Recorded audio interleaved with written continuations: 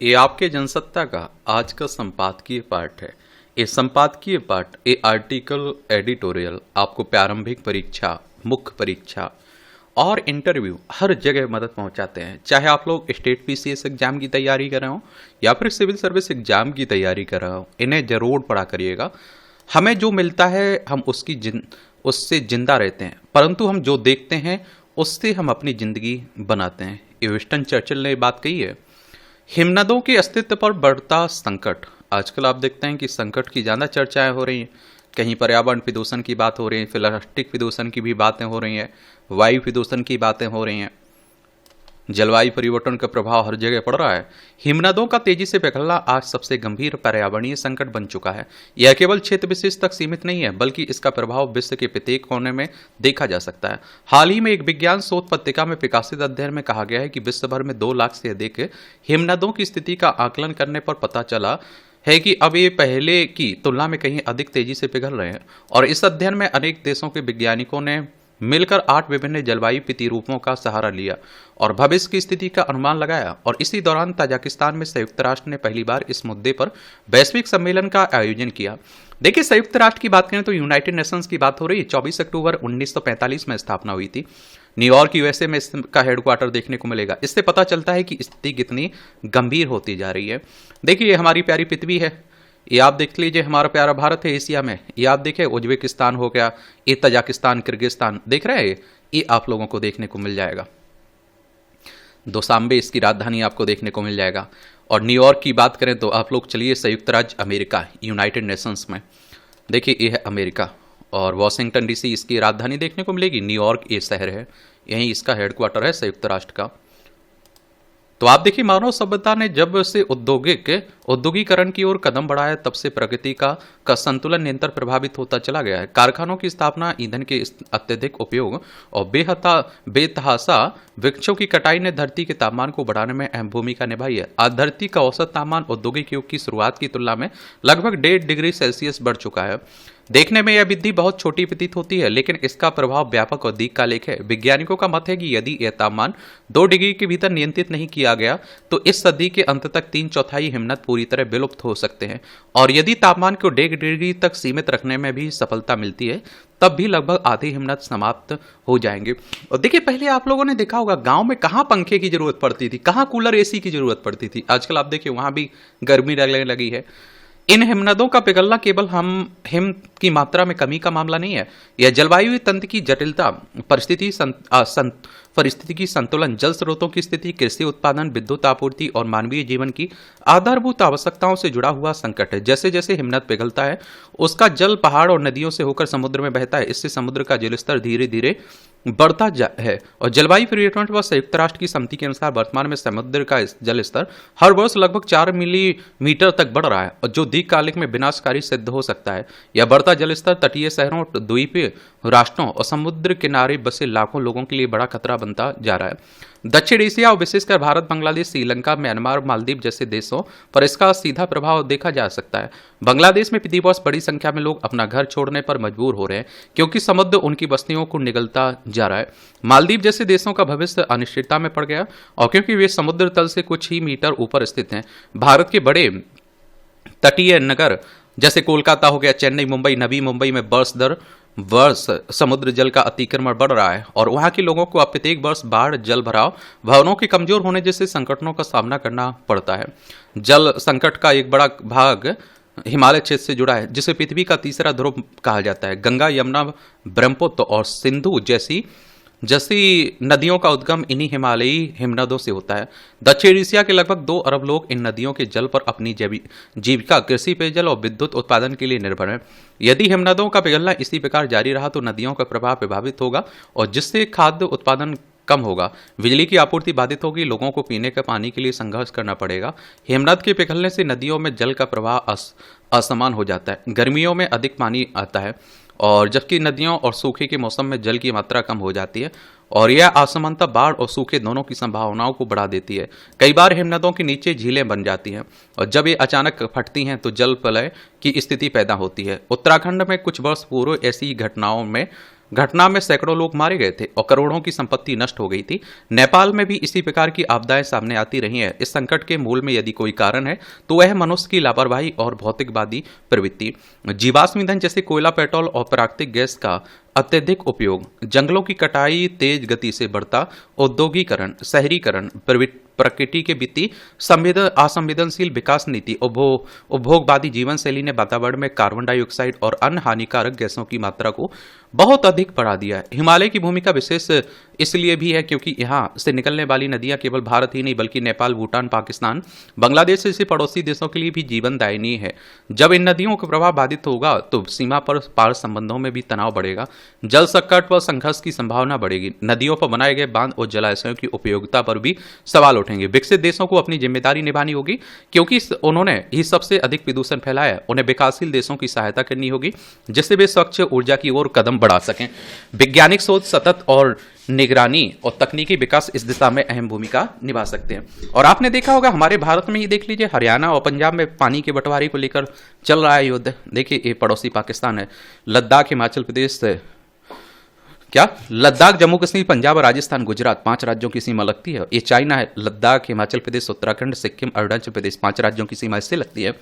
पश्चिम बंगाल, असम, मेघालय, त्रिपुरा, मिजोरम 5 राज्यों की सीमा हमारी बांग्लादेश से लगती है। हिमनद केवल बर्फ के पहाड़ नहीं हैं, वे जीवन के स्रोत हैं। वे नदियों का उद्गम और पृथ्वी का संतुलन है।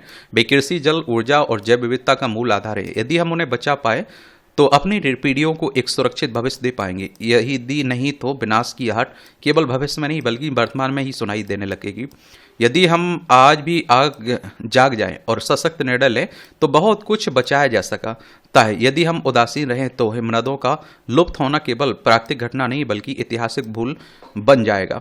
और फिर एक दिन ऐसा भी आएगा जब हम कहेंगे कि हमने कभी हिमालय की गोद में जमी शांति को देखा था और आज वहां केवल सूखा पत्थर और बहता पानी रह गया है। इसलिए अब समय आ गया है कि सरकार, समाज और विज्ञान और जनमानस मिलकर इस चुनौती का सामना करें। देख रहे हो आप लोग क्या सोचते हैं? अपनी राय आप लोग जरूर बताया करिएगा। बुलंद हौसले, अगर हौसले बुलंद हो तो सारी कायनात हमारे सुर में सुर मिलाने लगती है। अंतर्मन में उत्साह का संचार सफलता की पृष्ठभूमि तैयार कर देता है। किसी नए काम को करने के इरादे से आत्मबल इतना सशक्त हो जाता है कि असंभव शब्द कहीं पीछे छूट जाता है। और आप देखेंगे इसमें आध्यात्मिक दृष्टि से भी मन, वचन और कर्म की एकाग्रता से सिद्धित्व को प्राप्त किया जा सकता है। और आप देखिए इतिहास पुरुषों का विभिन्न क्षेत्रों में ये बहुमूल्य योगदान, ये आप देखेंगे कि इसका उदाहरण है। ठेठ आखेट युग से आज के औद्योगिक एवं वैज्ञानिक दौर तक की विकास यात्रा यूं ही पूर्ण नहीं हो सकी। अगर कुछ कर गुजरने का जुनून और दृढ़ इच्छा शक्ति हो तो उल्लेखनीय सफलता हासिल करना कठिन नहीं है। और मैं कहता हूं कि देखिए जो है आपके पास उसमें बेहतर क्या कर सकते हैं उस पर फोकस करिए। कमियों का रोना मत रोइए। और अच्छा समय कभी नहीं आता है, उसे बनाना पड़ता है। एक बार जब ठान लिया हमें हर हाल में आगे बढ़ना है तो भैया फिर आगे बढ़ना है, उसमें दो राय कहाँ है, समझे? तो ये बातें याद रखा करिएगा। मानव सभ्यता के विकास का क्रम भी इसी के सहारे आज की उन्नत अवस्था को प्राप्त कर सका। यह सिलसिला आज भी जारी है और आगे भी चलता रहेगा। आगे बढ़ने की चाहत के साथ कठिन रास्तों को तय करने वाले लोगों के उदाहरण हम अपने आसपास भी देखने को मिल जाते हैं। लेकिन हम अपनी दृष्टि जितनी विशाल करेंगे उतना ही महान शख्सियत के बारे में जान पाएंगे।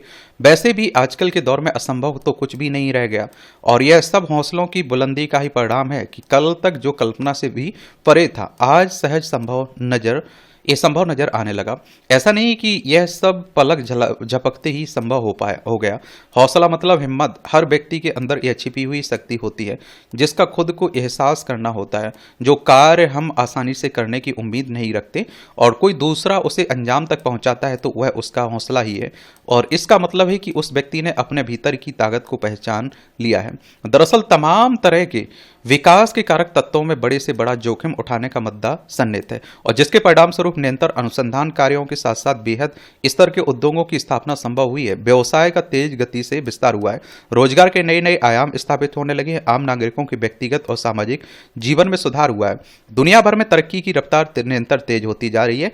कल तक हमारा देश कृषि कृषि आप देखते हैं प्रधान होने के बावजूद खाद्यान्न पूर्ति के लिए विशेष विदेशों पर निर्भर रहा करता था, लेकिन देखते ही देखते हर एक क्षेत्र में बुलंद हौसले के साथ हम आगे बढ़ते रहे।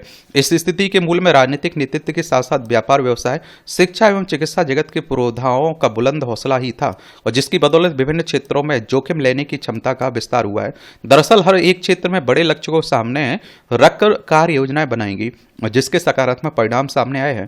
आज हम शहरी परिवेश को देखें या ग्रामीण, हर तरफ आमूल परिवर्तन की स्थिति दिखाई देती है। शहर और अधिक विकसित हो रहे हैं, तो विभिन्न नगर, गांव और कस्बों में भी आम नागरिकों के जीवन स्तर में सुधार देखा जा सकता है।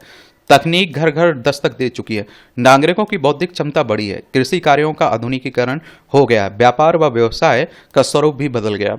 आज हर क्षेत्र में देश की विकासात्मक तस्वीर साफ देखी जा सकती है। यह सब दशकों की लंबी साधना का परिणाम है, जो हौसलों से ही संभव हो सका।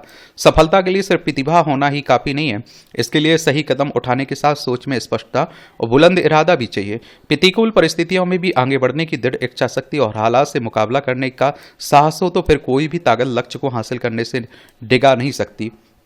बदलते वक्त के साथ व्यक्ति विशेष की जीवन शैली में परिवर्तन आना स्वाभाविक है। समाज विशेष की जीवन शैली में परिवर्तन भी स्वाभाविक हो सकता है, लेकिन करोड़ों नागरिकों की जीवन शैली में व्यापक बदलाव यूं ही नहीं आ जाता। इसके लिए कई मोर्चों पर बुलंद हौसलों की जरूरत पड़ती है। व्यापक स्तर पर जोखिम उठाने की क्षमता विकसित करनी पड़ती है, और इस क्षमता को सही दिशा देकर सकारात्मक परिणाम पर केंद्रित कर लक्ष्य को पाना होता है। सकारात्मक सोच के साथ अपने क्षेत्र में निरंतर आगे बढ़ने की और अधिक इच्छा शक्ति जागृत करना बुलंद हौसलों की पहचान है। अपनी कमजोरी या लाचारी को लेकर किसी और को दोष देने की बजाय अपने आत्मबल को मजबूत बनाने की दिशा में विचार करना चाहिए। देश दुनिया के हर एक क्षेत्र में जितने भी सफलतम व्यक्तित्व हैं, गहराई से देखें तो उनके लिए परिस्थितियां कभी भी आसान नहीं थी, और उनकी सफलता के पीछे उनकी बुलंद हौसले का बड़ा हाथ रहा है। और आप सभी जानते थे कि संघर्ष सबको करना पड़ता है। आप सोचिए, जिनके साथ भगवान श्री कृष्ण थे, अर्जुन की बात कर रहा हूं, उन्हें भी आप देखिए अपनी लड़ाई लड़नी पड़ी। तो भाई आपकी लड़ाई खुद आप लड़ेंगे, कोई दूसरा नहीं लड़ जाएगा। आपको दिशा दिखा सकता है, आपको मदद दे सकता है। और मैं कहता हूं कि अपनी लड़ाई इतने ताकतवर तो बनिए कि अपनी लड़ाई खुद लड़ पाए। और मैंने कहा ना कि लाचार मत बनिए, कमजोर मत बनिए। कमजोर का कोई साथी नहीं होता है, ये बात मान के चलिए। इसकी PDF आपको मिल जाती है, तो ये आप लोग पढ़ सकते हैं अगर टिप्पणियां हैं पढ़ना हो तो। ये आप देखेंगे। तो मध्यस्थता नामंजूर। कश्मीर मसले समेत पाकिस्तान से जुड़े अन्य मुद्दों पर भारत का रुख हमेशा से द्विपक्षीय बातचीत पर केंद्रित रहा है। किसी तीसरे पक्ष की भूमिका को भारत ने कभी स्वीकार नहीं किया है। संयुक्त राष्ट्र और कुछ अन्य देशों की ओर से कश्मीर मामले पर मध्यस्थता की पेशकश की जाती रही है, लेकिन भारत ने उन्हें सिरे से खारिज कर दिया। पिछले दिनों पहलगांव आतंकी हमले के बाद ऑपरेशन सिंदूर से सहमे पाकिस्तान ने भारत पर हमले का नाकाम प्रयास किया था, मगर इससे पहले की कार्रवाई तेज होती दोनों देशों की सहमति से संघर्ष विराम की घोषणा कर दी गई। अमेरिकी राष्ट्रपति डोनाल्ड ट्रंप ने कई मौकों पर यह दावा किया कि अमेरिका की मध्यस्थता की बदौलत ही भारत पाकिस्तान के बीच संघर्ष विराम हो पाया। भारत ने इस दावे को तत्काल खारिज कर दिया। अब प्रधानमंत्री नरेंद्र मोदी ने ट्रंप से फोन पर बातचीत में भी स्पष्ट कर दिया कि पाकिस्तान के आग्रह पर ही भारत ने संघर्ष विराम पर सहमति जताई थी। इसमें अमेरिका की कोई भूमिका नहीं है। और एक बात और बता दूं, देखिए पीओ के बाला पाकिस्तान जो कब्जा करके बैठा हुआ है हमारा हिस्सा है भाई, उसमें मध्यस्थता की जरूरत क्या है भाई? वो छोड़ दे, हम लोग ले लें, बस इतनी सी बात है। दरअसल भारत पाकिस्तान के बीच संघर्ष विराम की सबसे बड़ी घोषणा डोनाल्ड ट्रंप ने 10 मई को सोशल मीडिया के जरिए की थी, और उसके बाद हमारे विदेश मंत्री या विदेश मंत्रालय ने बात रखी थी। इसलिए आलोचना भी हुई हमारी सरकार की कि डोनाल्ड ट्रंप को कैसे पहले मालूम चल गया था, और भारत बाद में आप देखते हैं कि इसका ऐलान करा है। उन्होंने यह दावा किया था कि संघर्ष रोकने पर सहमत न होने पर दोनों देशों के साथ व्यापार रोकने की चेतावनी दी थी। इसके बाद ट्रंप ने कई बार इस दावे को दोहराया। अमेरिका ने ही दोनों देशों को संघर्ष विराम के लिए राजी किया। हालांकि ट्रंप के दावे से पैदा हुए भ्रम की स्थिति को दूर करने के लिए सरकार ने कई दफा स्पष्ट किया कि इसमें अमेरिका की कोई भूमिका नहीं है। अभी प्रधानमंत्री मोदी ने कनाडा में G7 देशों के सम्मेलन में भाग लेने गए थे, जहां डोनाल्ड ट्रंप भी मौजूद थे। G7 की बात करें तो ग्रुप 7 की बात हो रही है, इसके बारे में याद जरूर रखा करिए इस तरह के संगठनों के बारे में। और G7 की अगर हम लोग बात करें तो इसमें कौन कौन शामिल है ये तो आपको मालूम होगा कि नहीं मालूम है। इसमें आपका कनाडा है, फ्रांस है, जर्मनी है, इटली है, जापान है, United kingdom and United state आपको देखने को मिलेगा। इसकी स्थापना कब हुई थी बताइए? और मगर इस दौरान दोनों राष्ट्राध्यक्षों के बीच सम्मेलन से इतर बातचीत नहीं हो पाई। प्रधानमंत्री ने बीते मंगलवार को ट्रंप से फोन पर बातचीत की। विदेश सचिव विक्रम मिस्री के मुताबिक इस दौरान भारत पाकिस्तान के बीच पिछले दिनों हुए संघर्ष पर भी बात हुई। प्रधानमंत्री ने दो टूक कहा, भारत और पाकिस्तान ने बिना किसी मध्यस्थता के अपने शीर्ष सैन्य अधिकारियों के बीच सीधी बातचीत के बाद सैन्य कार्रवाई रोकी थी। मोदी ने स्पष्ट कर दिया कि भारत ने किसी तीसरे पक्ष की मध्यस्थता स्वीकार नहीं की, न ही कभी स्वीकार करेगा। यह भी साफ किया जा चुका है कि अब आतंकवाद को छद्म युद्ध के रूप में नहीं बल्कि एक युद्ध के ही रूप में देखा जाएगा। इसमें दो राय नहीं है कि ऑपरेशन सिंदूर के तहत कार्रवाई नपी तुली, सटीक और तनाव को और बढ़ावा नहीं देने वाली थी, क्योंकि हम लोगों ने उनकी सेना पर, उनके लोगों पर अटैक नहीं किया था। हम लोगों ने आतंकी ठिकानों को निशाना बनाया था। भारत का यह रुख निसंदेह पाकिस्तान के लिए भी एक कड़ा संदेश है कि अगर वह द्विपक्षीय मसलों में किसी तीसरे पक्ष को बीच में लाने का प्रयास करेगा तो उसे किसी भी सूरत में स्वीकार नहीं किया जाएगा। सेहत की चिंता या लापरवाही नहीं तो और क्या है कि देश के सबसे प्रदूषित शहरों में शामिल दिल्ली ने राष्ट्रीय वायु स्वच्छता कार्यक्रम के तहत मिली राशि का 1/3 से भी कम खर्च किया है। ऐसे में यहाँ स्वच्छ वायु की उम्मीद कैसे की जा सकती है? अगर यहाँ के बासिंदों को साफ हवा नहीं मिलती तो इसके लिए कौन जिम्मेदार है? प्रदूषण और तापमान का जनजीवन पर संयुक्त प्रभाव वास्तव में चिंता का विषय है। एक नए अध्ययन में कहा गया है कि गर्मी और प्रदूषण का एक साथ होना सुरक्षित प्राकृतिक हवा के अवसरों को सीमित कर देता है। सीपीटी विश्वविद्यालय और जलवायु प्रौद्योगिकी कंपनी की इस अध्ययन रिपोर्ट को हमें गंभीरता लेना होगा। इसमें कहा गया है कि दिल्ली में हर वर्ष लगभग 2210 घंटे ऐसे होते हैं जब तापमान 18 से 31 डिग्री के बीच रहता है। इस दौरान 1951 घंटे ऐसे होते हैं जब वायु गुणवत्ता खराब होती है, यानी 259 घंटे ही लोगों को साफ हवा मिल पाती है। इसमें कोई दो राय नहीं कि राष्ट्रीय राजधानी में प्रदूषण का नागरिकों की सेहत पर सीधा प्रभाव पड़ रहा है। एक तरफ उन्हें अपने स्वास्थ्य का ध्यान रखना है तो दूसरी ओर असह्य तापमान के जोखिम से बचना है। कुछ शहरों की स्थिति दिल्ली से बेहतर जरूर हो सकती है, लेकिन भविष्य में वहाँ यही समस्या गहराने वाली है। लिहाजा इन परिस्थितियों में जीने की आदत डालने के बजाय इस चुनौती का सामना करने के लिए कुछ नए उपाय करने होंगे। ऐसे सुझाव भी दिए जा रहे हैं कि घर इस तरह से बनाए जाएं कि जहां ऊर्जा की बचत के साथ हवा का बेहतर प्रवाह हो। सेहत और सुकून के लिए अब जरूरी है कि शहरों और महानगरों में मौसम के अनुकूल नए भवन बने। पुराने घर में पर्यावरण नियंत्रण प्रणाली की व्यवस्था हो, इससे स्वच्छ हवा अधिक मिल सकेगी। इस दिशा में गंभीरता से सोचने का वक्त आ गया है। ये आप देखिए, दिल्ली है, केंद्र शासित प्रदेश है। विधानसभा में 70 सीटें हैं, राज्यसभा में 3 सीटें, लोकसभा में 7 सीटें हैं। रेखा गुप्ता यहाँ की चीफ मिनिस्टर हैं। अब देखिए, यहाँ जीवन प्रत्याशा कम हो रही, लोग कम जी रहे हैं। और आप देखेंगे कि वो अब ऐसा नहीं कि अगर फेफड़ों का कैंसर होना है तो फिर बीड़ी सिगरेट पीना जरूरी है, तंबाकू खाना जरूरी है। भैया, जहरीली हवा भी ले रहे हैं सांस में तो उससे भी कैंसर हो रहे हैं। समझ रहे, बहुत सारी बीमारियां होती रहती हैं। इस तरह से आप देखेंगे कि आज के संपादकीय पाठ की कहानी कवर होती है। आप लोग पढ़ते रहिए, एंजॉय करते रहिए। आपका कोई सवाल हो, मेरे लिए सुझाव हो तो आप लोग जरूर बता सकते हैं। धन्यवाद।